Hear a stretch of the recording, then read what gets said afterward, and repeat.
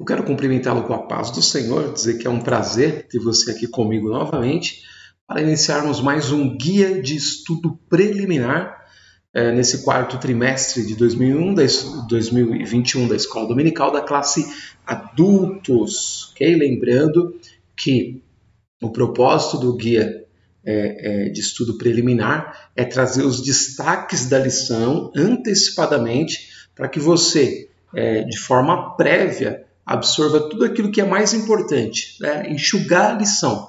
Aí você faz um estudo prévio dela. Quando você for fazer uma abordagem mais ampla, você já tem em mente tudo aquilo que é importante. Aí sua assimilação completa fica muito fácil porque a gente está usando uma metodologia de aprendizado. Eu tenho insistido aqui que vários alunos nas nossas salas de aula de escola dominical estão estagnados no ponto de vista do desenvolvimento pessoal no conhecimento. Porque você pega, por exemplo, um período de 2 anos, mais ou menos, que é quando as lições acabam se repetindo. Pega os mesmos alunos, as mesmas lições e compara. Eles têm as mesmas dúvidas que tinham anteriormente, mesmo passado pela lição. Isso pode estar acontecendo com você. Volta uma lição nova e você apresenta as mesmas dúvidas que há 2 anos atrás. Então alguma coisa está errada. Ou seja, você está recebendo as lições, mas não está absorvendo o aprendizado. Por quê? Porque não foi ensinado a guardar o conceito das coisas, a parte essencial com a qual você consegue reconstruir o conhecimento. Então, dentro dessa metodologia que eu uso aqui, é possível guardar aquilo que é mais importante, porque a gente esquece o resto. Você só aprendeu aquilo que você é capaz de lembrar. Se você não lembrar, você não aprendeu. E a gente não lembra a maior parte da lição. A gente deve lembrar coisa em torno de 10 a 15% da lição. Se a gente guardar o conceito de cada uma delas, é justamente aquilo que vai representar esses 10, 15%. Mas para isso precisa de metodologia de avaliação pessoal. É você que tem que autoavaliar o seu conhecimento através de 2 coisas, 2 métricas, 2 formas de medir. Domínio do conteúdo e capacidade comunicativa. Ou seja, eu absorvi o conhecimento, eu sei. Se eu realmente sei, eu tenho condição de explicar. Então, é domínio do conteúdo e capacidade comunicativa. São 2 métricas muito importantes que posteriormente eu vou estar até ensinando numa aula específica de um curso mais completo que eu estou desenvolvendo sobre comunicação bíblica como um todo, né? O curso chama Simplificando a Comunicação Bíblica e são diversas aulas de curto período, mas com forte ênfase no significado. Isso desenvolve tanto a gente que a nossa dependência dos professores diminui drasticamente. E a gente passa a ter uma certa autonomia naquilo que a gente está fazendo. Eu acredito que seja importante para você. Em relação à lição, o que eu peço para você é que dê o seu like aí, curte, compartilha. Esse material você vai poder usar gratuitamente. Você baixa ele na descrição do vídeo no YouTube. Pode modificar, tá? Pode passar para outras pessoas. É gratuito, não tem problema nenhum. O importante é que você cresça com esse conteúdo. E aí, dessa vez é a lição de número 2. Olha só que interessante. Saulo de Tarso, o perseguidor. Então, a lição muito importante. A gente já vai avançando aí nessa revista que traz esse conhecimento para a gente da vida daquele que se tornou o maior apóstolo da história. E aí a gente tem, nesse slide, aquilo que eu considero de mais importante dentro dessa metodologia que eu uso de enxugar a lição, tá? de colocar em destaque aquilo que é mais importante. Não é que eu estou pegando o restante da lição e jogando no lixo, de forma alguma. Eu estou colocando o restante para um momento secundário e colocando aquilo que é mais importante para um momento primário, um momento de prioridade. Tá? E aqui está tudo que é mais importante na lição, ou seja, está o título da lição, tá bom? E cada um dos tópicos, dos subtópicos e a introdução. Você tendo essa estrutura já antecipadamente, antes de desenvolver o seu estudo, você já tem um mapa da lição na sua mente. Você tendo esse mapa, você sabe por onde o comentarista vai percorrer. E aí fica mais fácil para você seguir o raciocínio. É muito simples, mas de uma utilidade muito grande. Aí que você faz aqui, pausa aqui esse slide e você olha para ele durante alguns segundos, lendo o título, cada subtítulo e a introdução. É interessante que quando você entrar nos tópicos da lição, você vai perceber dentro dessa metodologia até as repetições. Então você vai falar, poxa vida, isso aqui já foi falado e está sendo repetido com palavras diferentes. E aí você começa a sacar o que é mais importante e você consegue em menos tempo absorver mais. Você ganha muito com isso, porque você consegue estudar melhor. Ainda mais nos dias de hoje em que a gente tem pouco tempo para fazer as coisas, é muito interessante ter essa perspectiva, tá bom? Depois você comenta aí e me fala se está resolvendo para você. Você pode pegar também esse slide depois, tirar um print dele ou mesmo deixar no seu celular. Quando você for para a aula, você tem essa tela aqui, ó, esse slide impresso, junto com a revista. O professor vai passando, você vai ticando. Muito mais fácil para você absorver, tá bom? Aí a gente tem o texto áureo da lição, e Saulo, respirando ainda ameaças e mortes contra os discípulos do Senhor, dirigiu-se ao sumo sacerdote, Atos 9:1. E a verdade prática: a igreja é uma instituição divina que perdurará na terra até o arrebatamento, pois do contrário já teria acabado ao longo da história. Tá? Aqui o comentarista, obviamente, está se referindo à igreja como organismo, tá bom? A igreja como corpo de Cristo. E a igreja como corpo de Cristo não são as instituições religiosas, não são as denominações, os nomes das denominações, mas os membros que compõem essas denominações e que estão inseridos no corpo de Cristo. Ou seja, de certa forma, essa igreja é invisível, mas ela está presente nas igrejas organizadas. Então, a igreja enquanto organismo que se manifesta através da igreja enquanto organização, mas é preciso sempre fazer a separação dessas duas instituições. Então, quando ele diz que é uma instituição divina, ele está se referindo não à igreja institucionalizada, a igreja que tem um nome, um CNPJ, não. Ele está se referindo a cada um de nós que cremos no Senhor Jesus e confessamos Ele como o Senhor das nossas vidas, ok? Então, muito interessante isso aqui. E aí, a leitura bíblica em classe está em Atos no capítulo 8, do versículo 1 ao 3, depois 22, 4 e 5, e depois 26, do 9 ao 11. Você pausa aqui e faz a sua leitura na sua Bíblia mesmo, melhor que na revista, e faz as suas anotações. Posteriormente, numa aula que você estiver dando, num estudo, numa pregação, você já tem a lembrança desse ponto com as anotações que você fez, tá bom? E aí o tópico 1, Saulo de Tarso, o perseguidor implacável. O primeiro ponto, Saulo se descreve como blasfemo, perseguidor e opressor. 1 Timóteo 1:13. E aí o ponto de destaque nosso aqui, ó. Como um fariseu fanático, Saulo tinha a convicção de que seu papel era destruir a fé cristã, matando e prendendo os seguidores de Jesus. Olha, de forma muito clara e objetiva, o nome que se dá para esse comportamento que ele tinha hoje nos nossos dias é terrorista.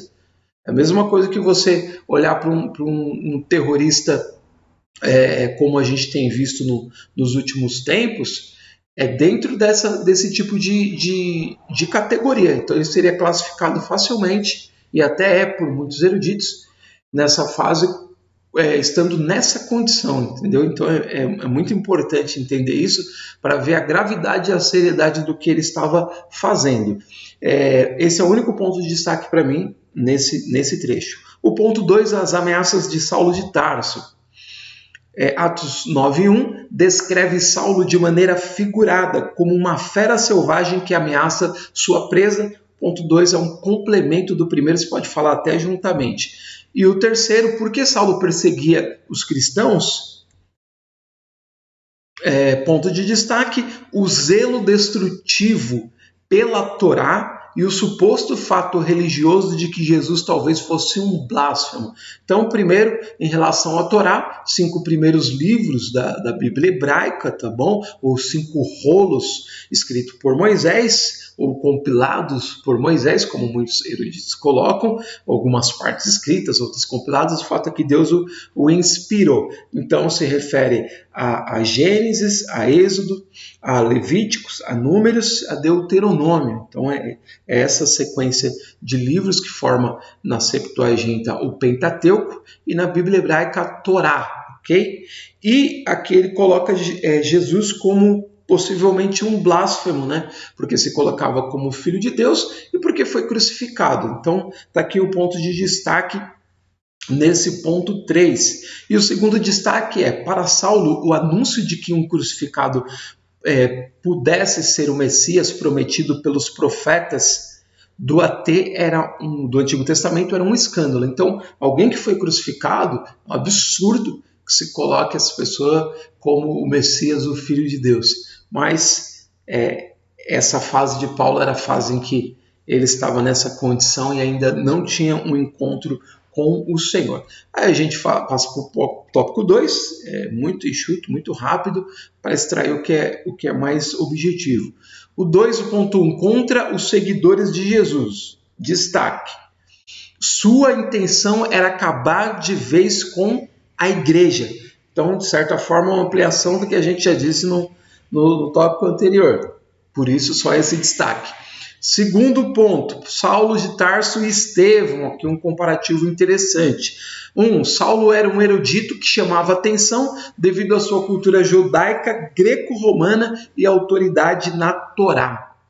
E aí vem o destaque em relação a Estevão, era um erudito do judaísmo com uma grande capacidade do espírito para confrontar ideias contrárias aos ensinos de Jesus. E é importante dizer que, numa pesquisa mais profunda, você vai perceber que Estevão era da ala helenista dos cristãos, ou seja, dos judeus que se converteram. Então havia duas alas ali, os judeus da Palestina e os judeus de cultura helênica, ou seja, judeus também moradores daquela região, mas que nasceram sob a cultura helênica, a cultura grega que dominava todo o Império Romano. Então, nesse sentido, ele e Paulo estavam ali, lado a lado. Por isso ele tem toda essa erudição, Estevão, para trazer um relato, um discurso profundo, desde o começo da história até os seus dias, dando mais importância à presença de Deus do que ao templo. É muito interessante uma análise disso aí. E aí, o terceiro destaque é essa autoridade espiritual de Estevão atraiu a ira dos inimigos de Cristo. Por isso, com o pleno consentimento de Saulo, eles o apedrejaram até a morte. Então, aquilo deve ter se tornado uma ferida muito grande para Paulo, quando se converteu, ter essa lembrança, né, de que ele participou da morte de Estevão, do grande diácono da igreja. Então é muito interessante esses pontos de destaque. E o terceiro ponto desse tópico 2 é uma intolerância religiosa e política contra a igreja atual. Ou seja, aqui você tem que entender, o comentarista sai da estrutura que fala de Paulo específico para fazer um comparativo com os nossos dias. Aí você tem que tomar cuidado para não se perder, porque a lição é centrada no personagem Saulo.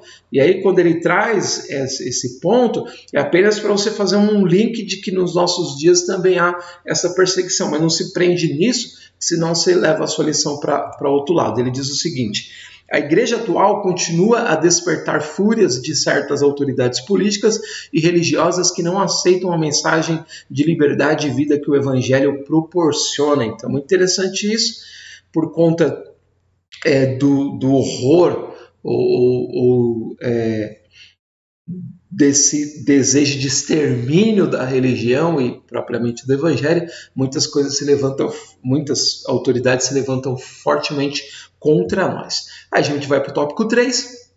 Quando o sistema se volta contra a igreja, tá? Como era a perseguição contra os primeiros discípulos, destaque, Saulo de Tarso liderou uma perseguição contínua e violenta. Então, ampliando o que já foi dito anteriormente, ele sufoca de todas as maneiras e com todo vigor a igreja do Senhor, composta na sua maioria de gente muito simples, gente com pouco conhecimento, gente pobre, gente sem condição de enfrentamento nem no debate de ideias e nem mesmo de proteção da sua família. É muito complicado. E aí o ponto 2, perseguição, tortura e método. Destaque, além de castigá-los fisicamente, ele empregava a tortura psicológica para induzi-los a blasfemarem. Ele mesmo testifica isso, muito pesado, essa questão que amplia o pensamento, já que a gente teve nos tópicos anteriores. E o 3, perseguição aos pentecostais. Mais uma vez, ele apenas pega um gancho, comentarista do que estava acontecendo ali, para falar dos nossos dias, tá? Então, é sempre importante fazer essa diferenciação no sentido metodológico, para quando você estiver fazendo um trabalho, uma aula, preparando uma aula, uma pregação, um discurso, para você fazer com muito cuidado essa contextualização, para não misturar o assunto e acabar se perdendo, tanto em um quanto no outro, tá? E aqui, perseguição aos pentecostais, ele diz o seguinte: no início do movimento pentecostal no Brasil, nossos pioneiros sofreram toda a sorte de perseguição e violência. Muitos deles sofreram agressões físicas e psicológicas. É muito pesado mesmo. Você pode pegar, por exemplo, a história das Assembleias de Deus e ler e ver o sofrimento de Daniel Berg, Gunnar Vingre e os irmãos no começo da obra aqui em Belém do Pará. Isso, não só sofrimento de perseguição, como também contraíram enfermidades, uma série de situações dificílimas que eles enfrentaram, gente muito, muito maior do que a nossa geração atual de crentes. Nós somos bem fraquinhos em relação a esses crentes do passado, e a gente deve muito a eles. Louvado seja o nome do Senhor por tudo que eles fizeram. E esse é o extrato, né? Esse é o enxugamento daquilo que está relatado na sua revista, desse trecho da lição. E aí a gente chega à conclusão e ele diz o seguinte: se a igreja fosse uma mera organização humana, já teria acabado. Mas é uma instituição divina, edificada pelo próprio Cristo. E por isso a igreja subsiste ao longo dos séculos e continuará a subsistir até a vinda gloriosa de Jesus para arrebatá-la. A igreja é de Jesus. É muito interessante esse fechamento, porque a gente vê nos nossos dias como a igreja cresceu, né, alcançou uma certa notoriedade na sociedade, tanto no Brasil como em outros lugares do mundo. A igreja acabou, de certa forma, não a igreja em si, mas os seus líderes fazendo associações políticas, conversando mais com gente importante da sociedade, e isso não traz para nós nenhuma vantagem no quesito da força do inimigo para nos combater, de forma alguma. Aliás, em alguns segmentos até traz sujeira para o nome da igreja e de gente como nós que não tem nada a ver, né? Que não entra nessas coisas, mas que é arrolado nelas. E eu não estou falando de fazer política, de apoiar quando precisa e de cobrar quando precisa, né? Estou falando de envolvimento que gera conluio, que gera obstáculo, que gera queda, que gera sujeira. Isso a gente precisa afastar da gente. Mas a questão é que em toda a história da igreja, não foi as amarrações que os líderes das denominações fizeram com autoridades, com o Estado, que manteve a igreja de pé. A igreja se mantém de pé porque Jesus a sustenta e ela é a extensão dele. Ele é a cabeça e ela é o corpo. Então, mesmo que acabem, por exemplo, com as denominações, a sua relação institucional, a sua presença como uma instituição, né, da humanidade, e que precisa prestar contas no sentido de que a gente tem uma responsabilidade diante do Estado, mesmo que isso seja tirado da gente, o CNPJ, a inscrição da igreja, tudo aquilo que ela é como um organismo da sociedade, isso aí não tira o que nós somos como crentes.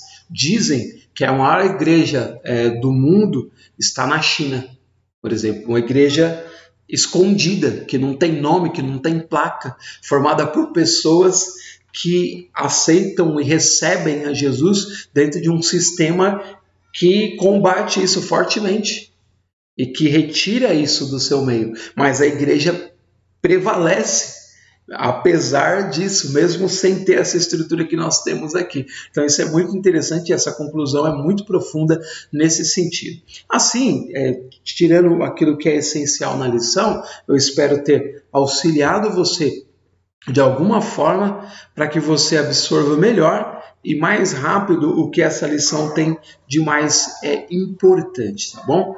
Então, eu espero ter ajudado, desejo a você uma excelente aula, se Deus quiser nós nos veremos na semana que vem. Até lá!